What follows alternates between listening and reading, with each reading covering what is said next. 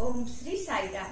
परमाराध्य परम प्रेममय परम करुणामय जगज्जननी साई मानक चरण कमल रे कोटि कोटि प्रणति जणे आरंभ करिबा भगवान कर किछि संदेश। भगवान आजी आमको कौन संदेश देउछंती आसंतु सुनिबा। एक शुद्ध मन सामुका भीतरे थिबा मुक्ता परी, सांसारिक जीवन एक समुद्र परी। सेही समुद्र रे मानव शरीर सामुका भीतरे तुमी शुद्ध मनर मुक्ता पाई पारिबो। एही मुक्ता हेउछि आत्म सत्य। एहा संपूर्ण भावरे निर्मल, गुणातीत, शाश्वत एवं अपरिवर्तनीय।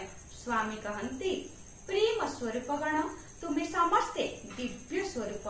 भगवान आत्मा रूपरे तुम भीतरे विराजमान करिछन्ति। शरीरर सर्वोत्तम उपयोग कर। किपरि? शुद्ध भावरे कथा कह, सत्यं वद, धर्मं चर। ठीक और भूल मध्य पार्थक्य कर एवं तदनुसार कार्य कर। क्रोध और द्वेष प्रणोदित हुई कार्य कर नाही। मिछ कुह नाही, निंदा कर नाही कि काहार क्षति कर नाही। शुभ सकाळ, आपणकर दिनटी मंगलमय हेउ। जय